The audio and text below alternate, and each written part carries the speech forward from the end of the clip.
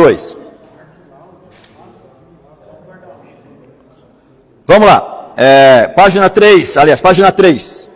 Então nós vemos aí que essas teorias, depois aí do segundo parágrafo da página 3, essas teorias se baseiam em boa parte no princípio da evolução filosófica, social, psicológica e literária.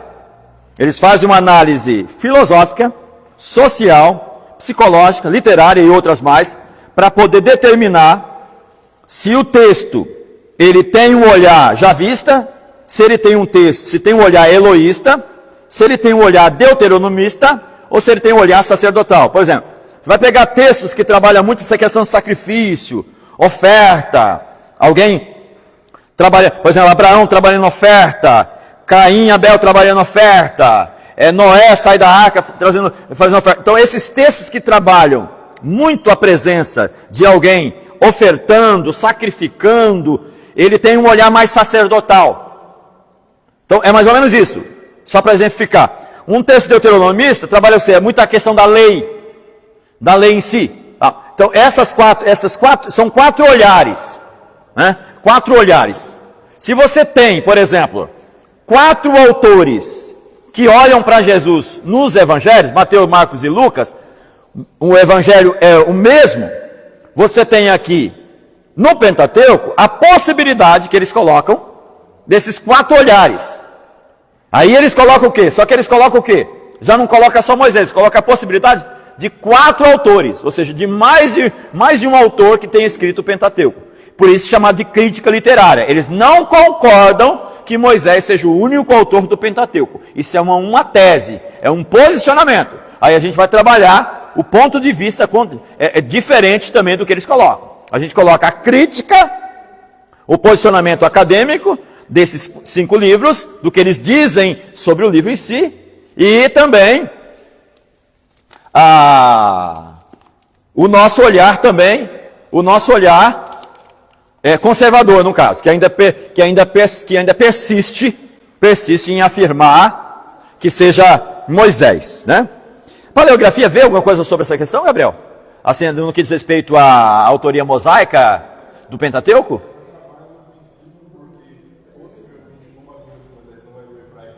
Sim. Sim.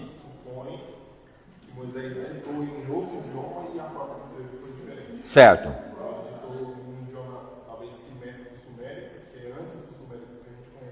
Sim.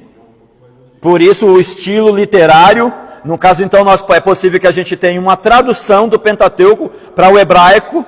Aí entra, ó, você vê, ó, o Gabriel, ele já se formou em paleografia?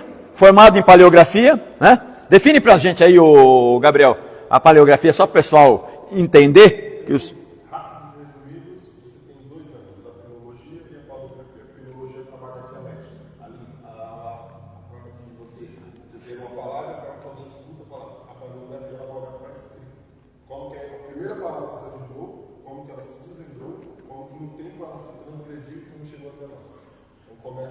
Não começa com palavras, como o professor estava falando agora há pouco, começa com símbolos, um solzinho, igual quando vocês desenhavam de casa.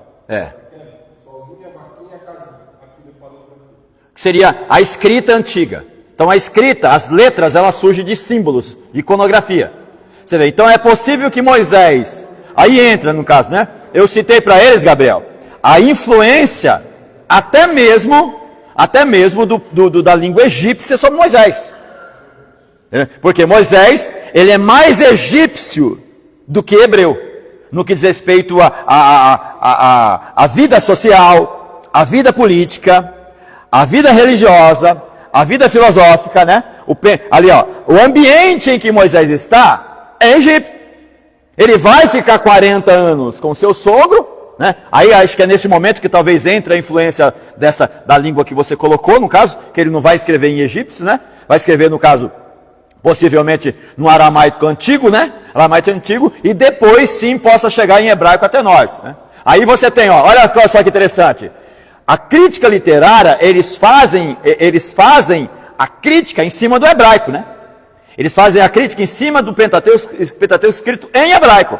Mas é possível que o Pentateuco, ele seja já uma tradução de uma língua mais antiga para o hebraico. Aí já muda mais ainda o estilo literário. Porque quem traduz não consegue traduzir todo o pensamento original do autor chamado Moisés. Então você vê, a própria paleografia, o estudo da língua, o estudo da letra, das letras, como ela se compõe, ela trabalha essa questão. Entendeu? Então, Gabriel, sinta-se à vontade, se eu estiver falando demais, você me fala aí. O Gabriel trabalha com o Rodrigo Silva. Tá? O Gabriel trabalha com o Rodrigo Silva. Ele é paleógrafo, trabalha texto antigo, trabalha tradução e trabalha também um pouco junto com o Rodrigo Silva nessa questão de arqueologia, o que a arqueologia traz de novo. Né? A própria arqueologia está totalmente ligada com a própria língua em si, a evolução dela. Você acha aí um objeto aí escrito, por exemplo, acharam lá a placa de Pilatos, né? A placa de Pilatos aí acharam aí, mostrando que de fato Pilatos foi o governador da Judéia. Isso é arqueologia. Agora, como que está escrito isso? Em que língua está escrito, etc. Tal. Tudo isso ajuda o nosso entendimento o quê? Na compreensão da Bíblia. Agora você vê, olha como que aí entra o Tiago. Como é gostoso a gente estudar isso. Como é maravilhoso você estudar isso. Porque a Bíblia é um livro histórico. É um livro antigo. É um dos livros mais lidos do mundo. Você vê, nunca se viu. Eu sempre digo para eles, Gabriel, que nunca se viu um momento histórico que tanto ateu está estudando a Bíblia. Os ateus estão interessados na Bíblia. Mas não é interessado na fé, principalmente. Lógico que depois eles são atingidos pela fé. Você tem um Augusto Cury que é atingido pela fé. Um cientista da inteligência multifocal que estuda a Bíblia e é atingido pela fé. Você tem um C.S. Lewis que é atingido pela fé. E você tem aí ateus aí, que estão, ele vai, o Lee Strobel, por exemplo, ele vai como jornalista, para tentar provar uma coisa contrária à fé e é atingido pela fé. E para a gente é uma bênção.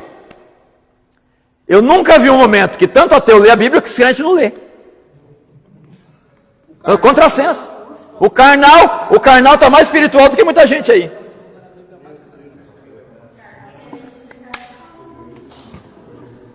Quer dizer, o carnal está mais espiritual do que alguns crentes. Ele está criando um curso de Bíblia. O Leandro Carnal está criando um curso de Bíblia. Lógico que o olhar dele é o quê? É acadêmico, é científico. Mas até para estudar no sentido científico, se falar qualquer coisa, lógico que ele é professor de história, filósofo e tal, mas você tem que ler, tem que estudar. Não pode falar qualquer coisa também, mas você vê, isso é um desafio para nós que somos crentes, o tanto quanto a gente pode estudar a palavra de Deus e ter acesso a ela de maneira mais profunda. Aí entra o Guilherme, você vê, a gente precisa estudar para dar para o povo. Não é qualquer coisa. Não é qualquer coisa. Para chegar nos métodos da interpretação, vai passar ali, ó. A hermenêutica e a exegese vai exigir conhecimento da língua, da evolução dela. Falei um pouco para eles, Gabriel, de quem é Moisés. Perguntando para quem é Moisés. A gente conhece só o Moisés da fé. Só o Moisés do cestinho de junco. Não conhece nada do Moisés do Egito. Mas o Cortella ainda é um católico, ainda está meio distante, mas ainda não se autodenomina, né? Ele é fantástico. O Cortella... Agora o Pondé, Luiz Felipe Pondé e o Karnal, eles são ateus. Um ateu não praticante e um ateu declarado. Né? Mas mesmo assim, para estudar a Bíblia, não tem como. Eles estudam muito. Eu cheguei a assistir muita coisa do André Chevitarese, que criou até uma escola, chevitaresiana, se não me engano, ele tem uma escola específica. Ele é ateu.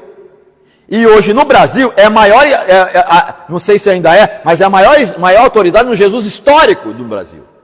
O André Chevitarese. Ninguém conhece o Jesus histórico como ele. Não é o Jesus da fé, não é o Jesus da Bíblia, mas é o Jesus factual, o Jesus histórico, que esteve aqui, comprovadamente. 114 artigos. Olha aí, 114 artigos escritos sobre. Ele é um cientista na área. E tem mais, quando ateus duvidam da historicidade de Jesus, ele ri. Um ateu rindo de ateu, ele ri. Você não sabe nem o que você está falando.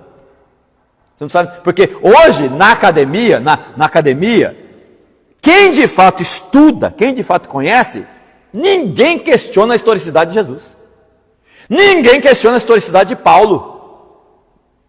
E hoje ninguém questiona mais a historicidade de Pilatos, né? Que é um governador da galera. Eles questionavam. Isso é crítica literária. De duvidar do que a Bíblia diz. Meus irmãos, cada dia que passa é uma bênção. A Bíblia está sendo, sabe, cada dia que passa, é lógico que Deus não está preocupado com o que ele escreveu, com o que ele deu para poder escrever. Quem está preocupado é a gente, né? Mas para nós é uma bênção de ver a Bíblia sendo confirmada como palavra de Deus cada dia que passa. Sabe, às vezes a arqueologia, a história, a própria paleografia, confirmando a Bíblia como um livro fiel, um livro bom, um livro que está escrito, e é o que está escrito mesmo. Né? A crença no dilúvio, muitos anos atrás, dilúvio é invenção de crente, isso aí nunca aconteceu, isso aí é coisa da fé. Hoje você tem aí, quantas nações antigas que tem na sua história o dilúvio contado. A Bíblia, não, pelo contrário, a Bíblia que você tem, como dizia o nosso querido evangelista Billy Graham, é mais atual do que o jornal que vai circular amanhã, quando o povo lia jornal, né?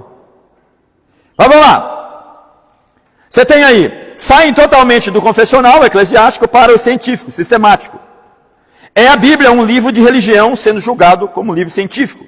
Este método de avaliação surgiu no século XVI. Resumidamente, segue abaixo um resumo sobre os supostos documentos da crítica das fontes que compõem o Pentateuco, segundo os adeptos da teoria documentária, no caso. Quando falam dessas 4 teorias, elas são teorias documentárias, tá? Teoria documentária. Quando fala de teoria documentária, está falando dessas quatro fontes aqui. Javista, eloísta, deuteronomista e sacerdotal. Nunca diz respeito ao Pentateuco. São os critérios de julgamento sobre o Pentateuco. Tem muita coisa nova sobre, mas isso aqui ainda está presente ainda aí nos estudos. Tá? Aí você tem documentos javistas, no caso. Aí você pega a data, eles colocam no ano 950 ou 850 a.C. Aí entra, qual é a data que a gente coloca na nossa visão confessional? Qual é a data aproximada que Moisés escreveu Gênesis? Para nós, os que confessam, que são da fé. Para nós, qual é a data aproximada que Moisés escreveu Gênesis? Para nós. Não me faça vergonha, hein? Gabriel está aí, hein? Não, Gabriel é visitante. Gabriel só está para brilhantar. Vamos lá, já falei sobre isso aqui. Data aproximada que Moisés escreveu Gênesis. Ou como escreveu Pentateuco?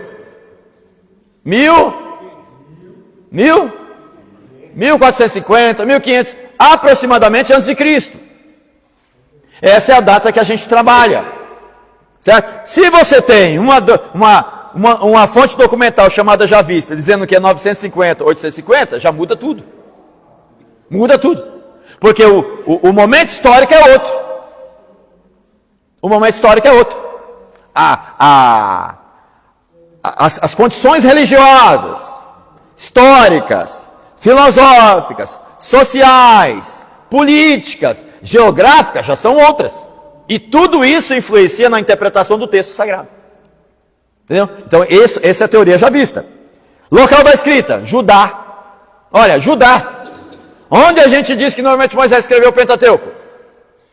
Durante os 40 anos no deserto. É o que a gente normalmente coloca. Já muda tudo.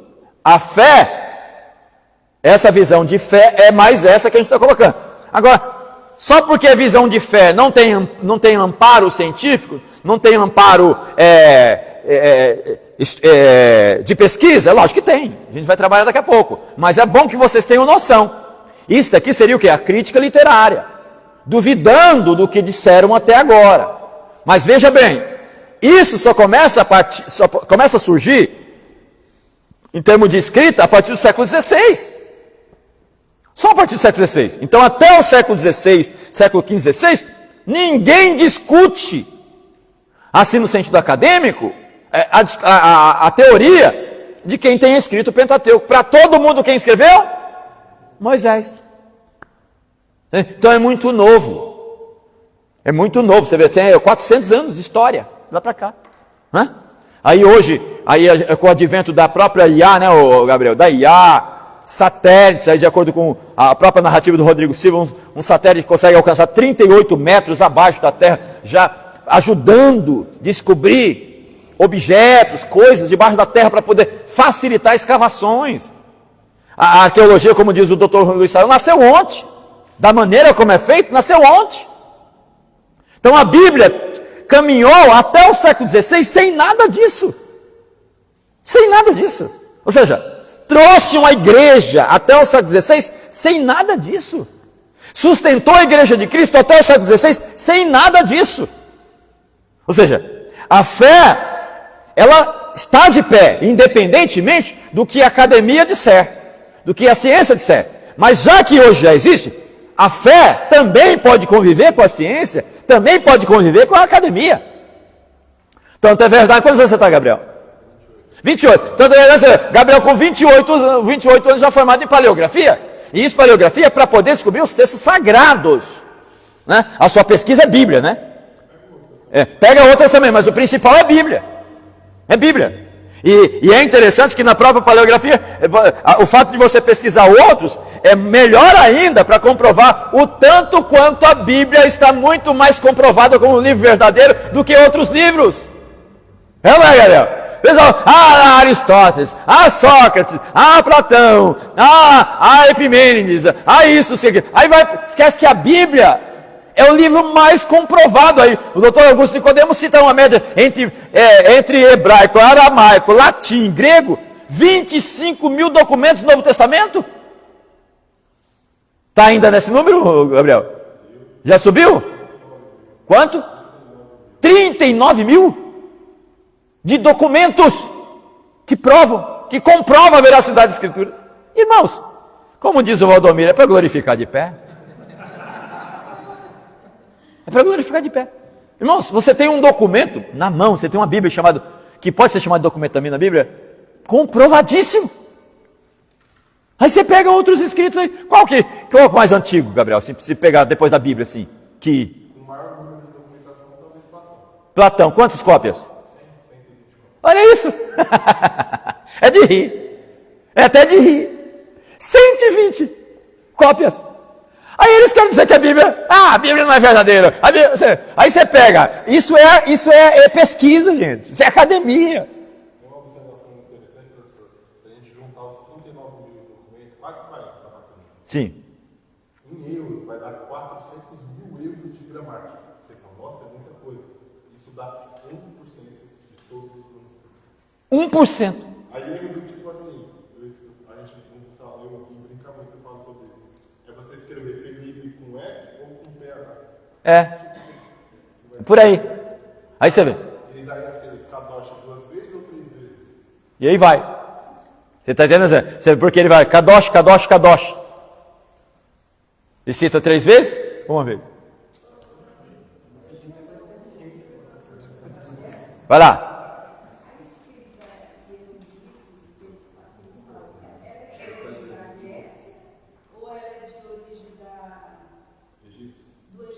Na verdade, ela é um período antes do Egito. A gente não sabe qual é a denominação que se dirigia ali, mas certamente não era egípcio, era outro nome que ela dava. Talvez se mete com Catani, que eles falam, que é uma língua muito antiga.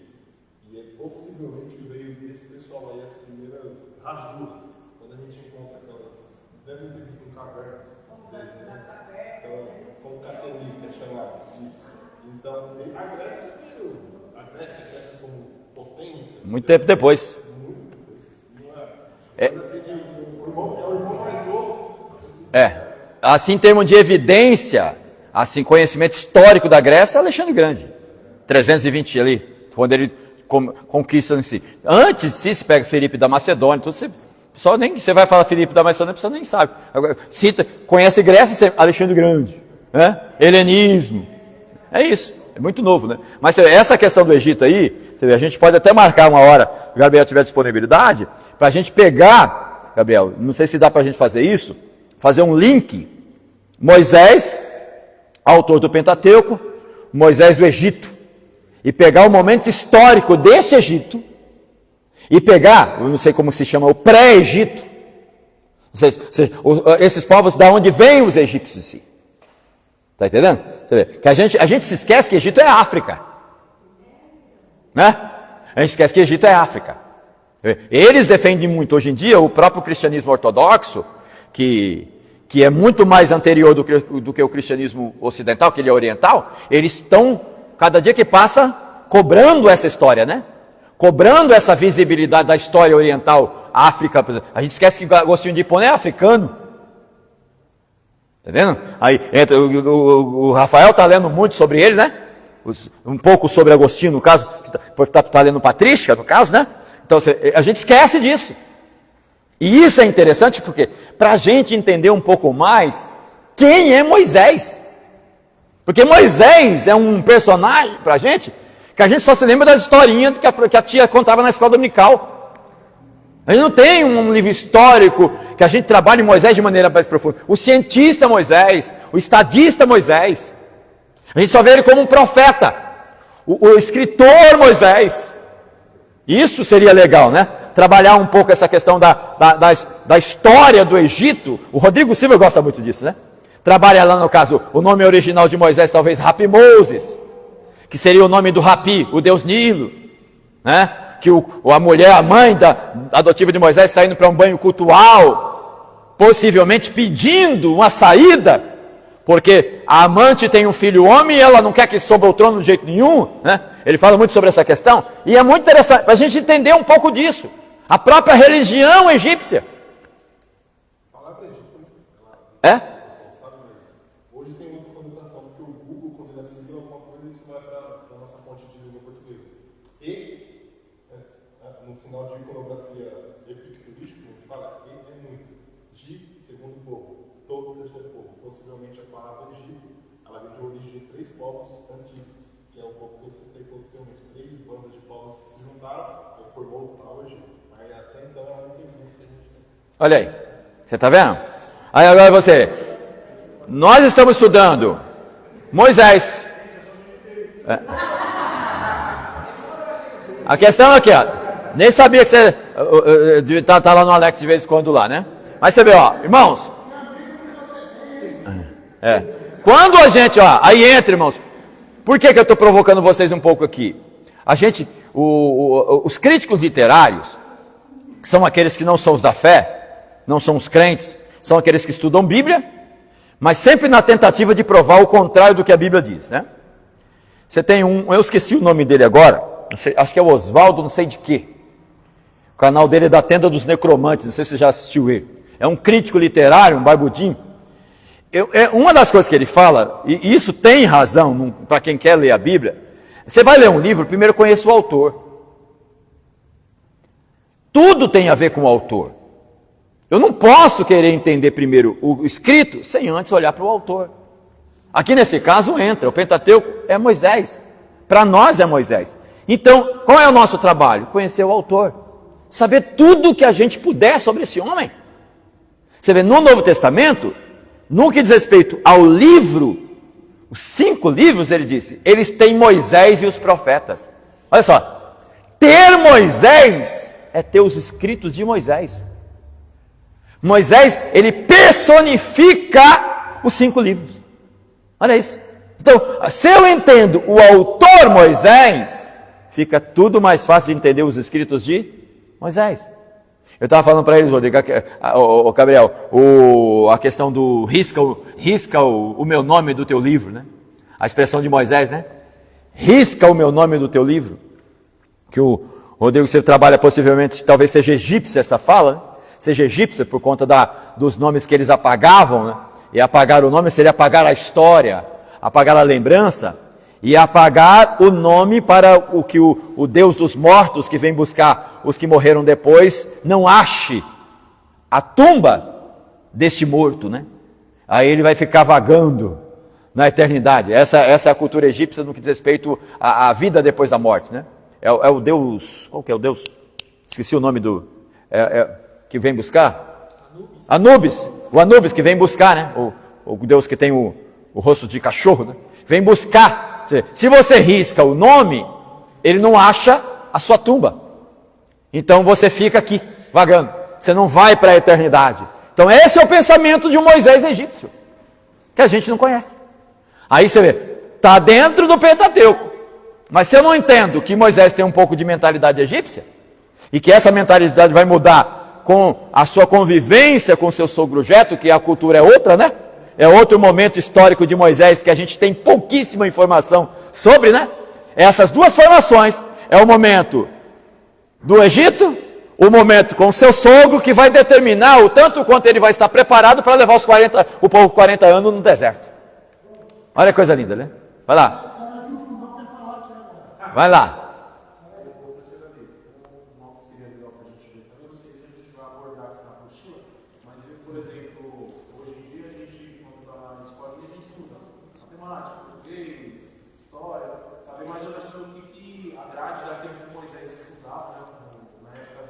Sim. Não sei se dá tempo. O problema é dar tempo. Porque a nossa proposta aqui, para tirar essa ofertinha para o café, tá? Os irmãos ficam à vontade. Fica à vontade para ofertar, se não quiser ofertar também não tem problema. Não dá tempo, Lucas. Não dá tempo por quê? A gente ia ter que focar especificamente.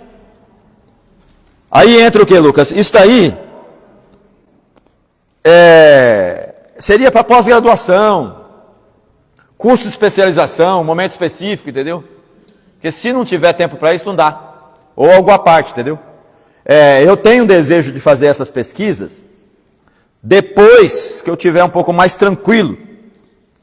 Assim, principalmente com dívidas, né?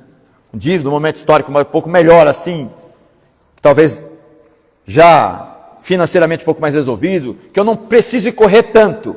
Aí sim eu queria elaborar uns cursos extras com um grupo específico, tipo de 5 pessoas, 10 pessoas, numa salinha, ainda que seja na sala de alguém, essa aqui está sentado, todo mundo com livro na mão, livro, texto, Bíblia Sagrada, para a gente fazer pesquisa, juntos, 6 meses, 7 meses, assim, uma temática só, entendeu?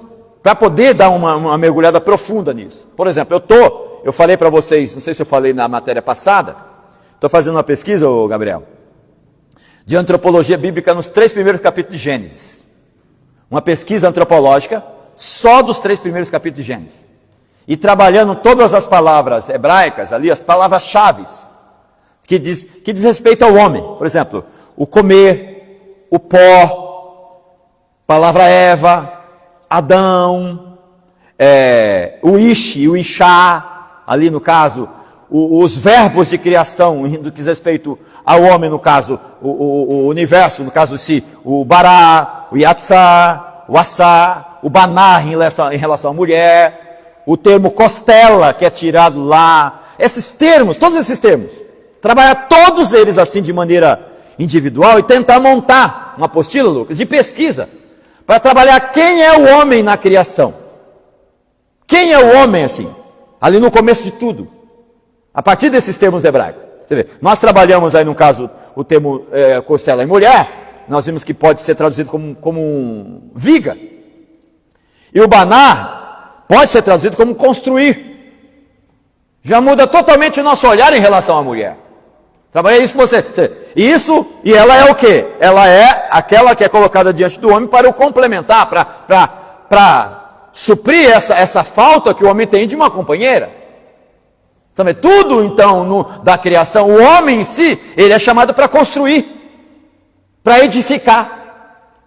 Toda a humanidade que vem depois de Adão é construção deste homem, a partir de si mesmo. Só existe um sopro. Só uma vez que Deus sopra, né? Que é em Adão. O restante, Eva é vida de vida, Adão é vida de Deus, Eva é vida de Adão, e todos nós somos vida de Adão e Eva. Então esse olhar, quero trabalhar isso. Aí entra, Lucas, nós teríamos que ter o quê? Um curso desse, uns 6 meses. Seria uma espécie de especialização em antropologia bíblica, só nos primeiros. Então, mas tem que ter o quê? Tempo e gente que queira estudar. Que tenha gosto por isso, entendeu? Eu estou elaborando isso, estou estruturando já a apostila e tudo. Aí vai dar talvez umas 50, 60 páginas, mais ou menos. Só isso aí, a partir desses termos. Vou rechear com posicionamentos, comentários bíblicos como o do Bruce Waltke, que hoje é um dos principais comentários de Gênesis da cultura cristã, pegar o posicionamento de outros comentaristas e colocando, recheando os pontos de vista desses homens e pegar um ponto de vista nosso também, para a gente defender um ponto de vista nosso, para entender o homem como essa coroa da criação. E não dá tempo da gente olhar aqui, por exemplo. Olha lá, 10:16. O que a gente saiu daqui? Nem arranhamos. Mas você vê, essa é a proposta. Mas vai orando. Tenha fé. Tenha fé. Ó, a igreja do Guto lá, o Jonathan, o menino lá? Jonas. O Jonas está fazendo o mesmo trabalho que a gente fazia de vigília teológica lá agora. Fazendo vigília bíblica lá na Oráculo. Né? Qual foi o último assunto que trataram lá? 7 igrejas da Ásia. Ó, uma vigília começa com oração? Na terça-feira que ele fez um estudo normal, das 20, né? No caso, não foi na vigília, não foi na madrugada. Sei. Na verdade, é vigília. Ele fez, ele ia viajar, então ele fez isso.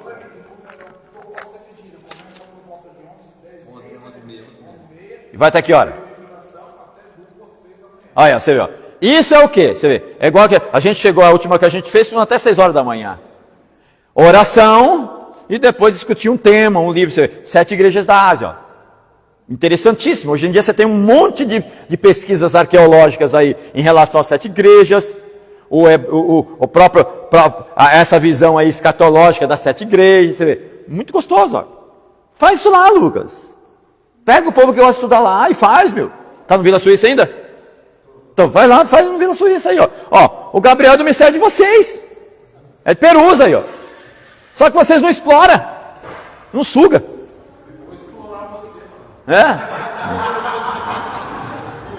Não explora.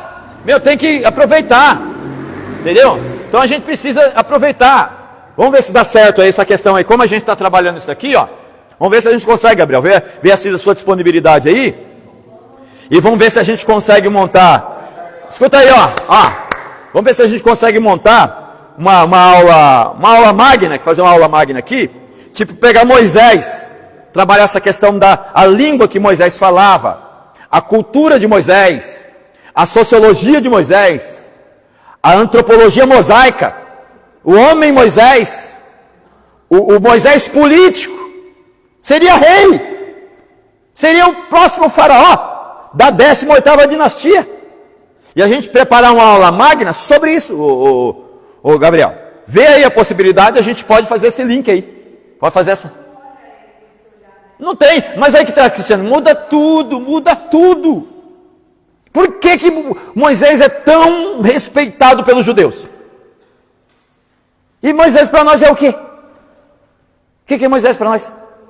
É o menininho do junco, do cestinho. O quê? Olha para mim. O que no Novo Testamento a gente traz de Moisés?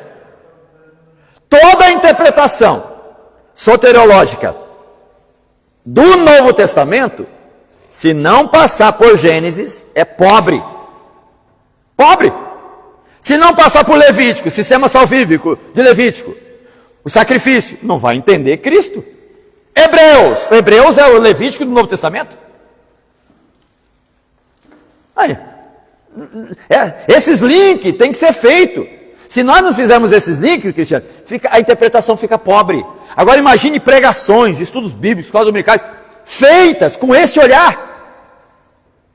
Eu dei a primeira lição dessa escola dominical para os alunos da nossa igreja lá, da igreja sede. Só ficava assim, ó. Sabe? Trabalhei os 4 verbos de criação. O Bará, o Yatsá, o Assá e o Baná, em Eva. Ficaram pasmados. Trabalhei parte introdutória, o sopro. O que é o sopro? Você tem o Ruach depois, mas o sopro que Deus sopra não é chamado de Ruach ainda. O Ruach está no espírito que cria. O sopro não é o Ruach ainda, que vai ser a alma vivente, o Nefesh Haim. Tudo isso muda. Coloquei para eles, que é assim, sabe? A gente precisa fazer essas coisas. Para fechar, sexta-feira agora, se vocês não tiverem evento, primeiro conectados com a Reforma Protestante em Campo Limpo Paulista. O legado da Reforma Protestante no que diz respeito à educação cristã. O que a Reforma Protestante deixou de legado para a educação cristã? Teremos lá, teólogo historiador Marinho, não sei se conhece o Marinho, de Jundiaí, né? Gente nossa, o pastor Cláudio, que também é teólogo, líder do Jovem de Jundiaí, estará na nossa igreja, na sexta-feira, das 19 horas às 21 horas. E eu estarei no meio deles lá, apertando eles até que não querem mais com perguntas. Vai ser uma espécie de podcast ao vivo, porque todo mundo vai poder fazer perguntas, e a gente vai botar o caldo para ferver lá na sexta-feira lá. Estão convidados. De graça, sem nenhum real para poder pagar. Só a condução daqui para lá, quem tiver carro de repente combina aí. Sexta-feira agora, dia 31. 508 anos? Acho que é 508 anos, né? 508 anos de Reforma Protestante. E nós ainda não sabemos nem o que é protestante. Fica de pé. Deus abençoe, meus irmãos.